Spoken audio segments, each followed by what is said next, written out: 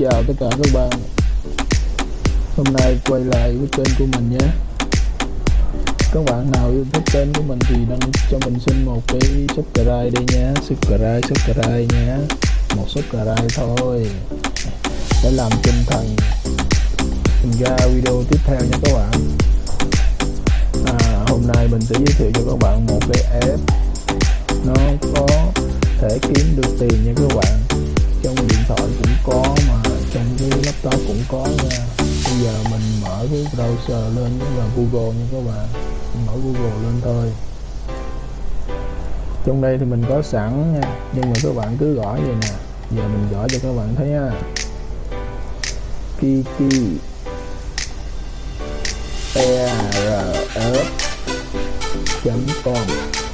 Đấy các bạn nhớ nhé, kiki.ers.com. Không, các bạn cứ enter lại nó ra thôi.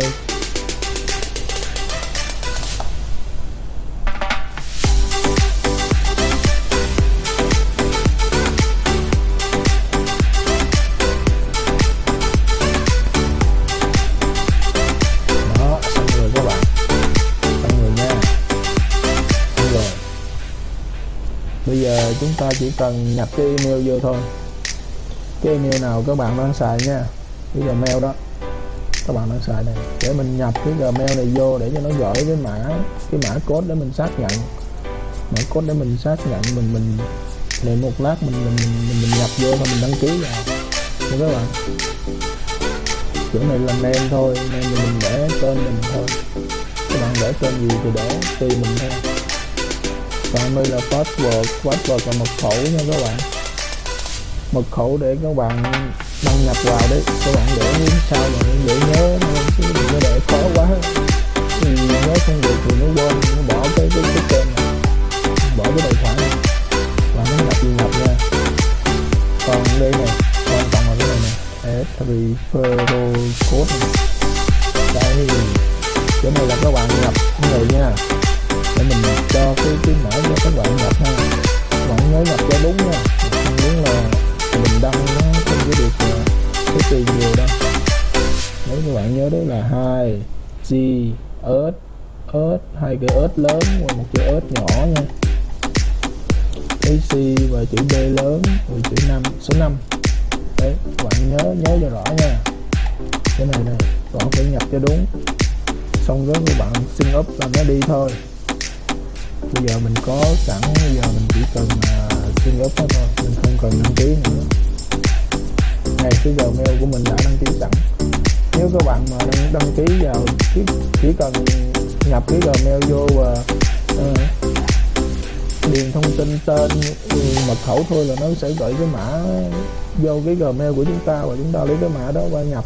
Còn cái này là mật khẩu nha các bạn, mật khẩu của tôi nhập thôi, bình thường. Cái này là tôi nhập thôi, bình thường thôi.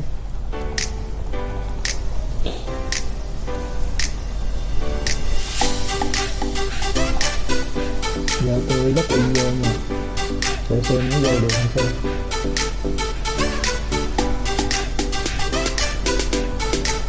Đấy, để các bạn chọn cái AirQueen nha.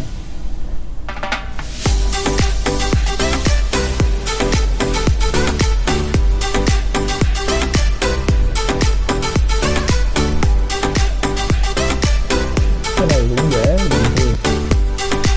Chỉ cần đăng ký xong trong cái tài khoản chúng ta là đã có 3 đô nha, đã có 3 đô sẵn rồi các bạn. Các bạn chỉ cần đăng ký là nó có 3 đô sẵn luôn. Trong đây nó rất là thoáng, các bạn đăng cái hình gì cũng được đó, đăng cái hình gì tùy ý các bạn đăng. Xong rồi mình chỉ cần đăng thêm vài từ thôi, ít nhất là 10 từ và nhiều nhất là từ 400 từ trở lên. Đăng mình chỉ cần nhiều từ thì tiền số tiền mình càng nhiều thôi. Nè bây giờ tài khoản của tôi mới được có 12,94 đô à. Cái app này là nó cho mình cái mốc là 75 đô, nó cho mình rút một lần nha các bạn. Còn cái thao tác rút là cái này để các bạn cứ tham khảo nhé. Đây cái này đây. Đây có nhiều loại, có PayPal, có Bitcoin, có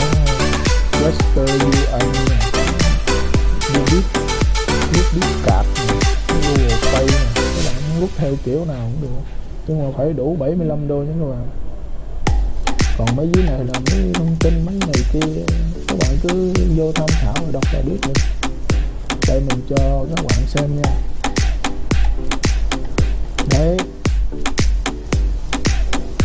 cái này là profile của chúng ta tức là trang chủ á, profile của chúng ta.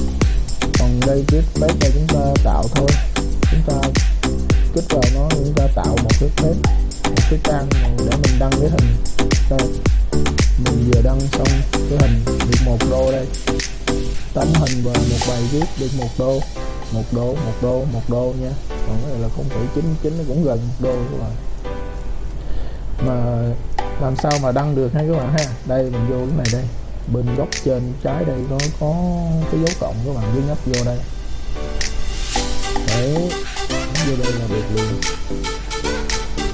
Đấy, cái này là slide, nó giống như cái mình làm cái PowerPoint để mình trình chiếu với các bạn. Nó có một cái slide, 2 slide, 3 slide để mình muốn đăng một hình, 2 hình, 3 hình gì đều được hết.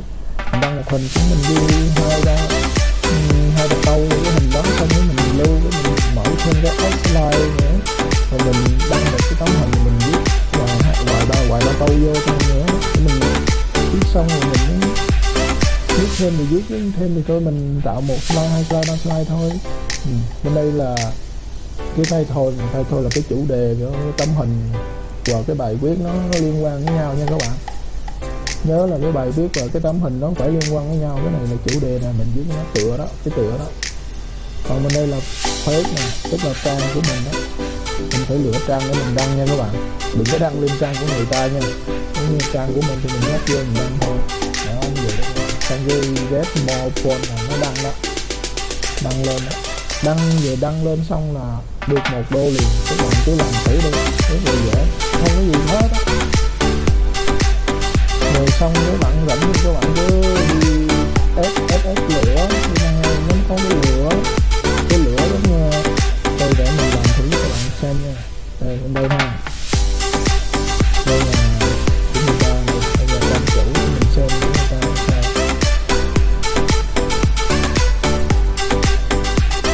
Rồi mình mở cho người ta một cái thì có tiền.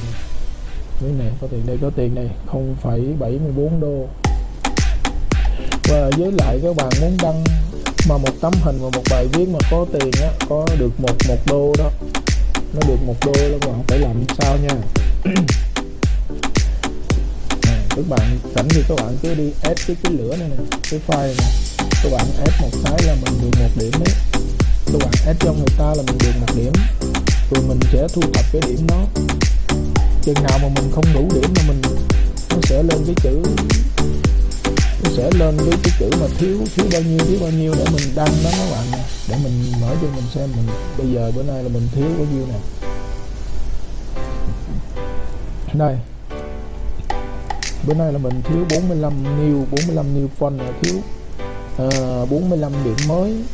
Nếu mà mình đi ép cái lửa đó, mình đi nhấp cái lửa cho người ta, xong rồi mình nhấp 45 lần là được 45 new font và 45 điểm mới. Tức là nó mất cái này đi.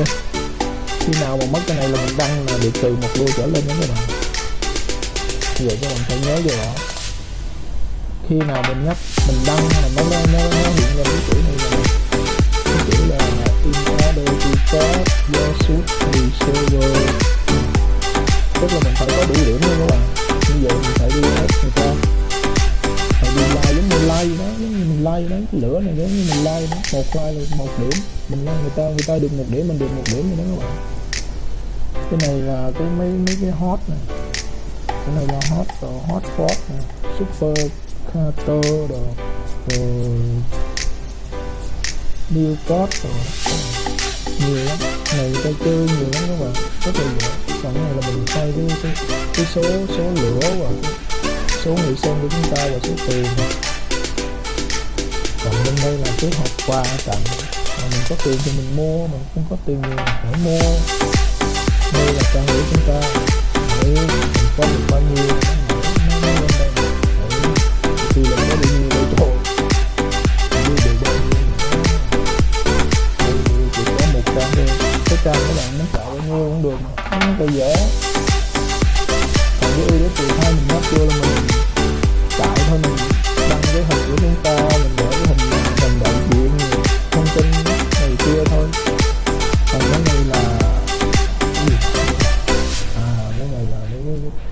Cái này là mấy cái huy hiệu đó.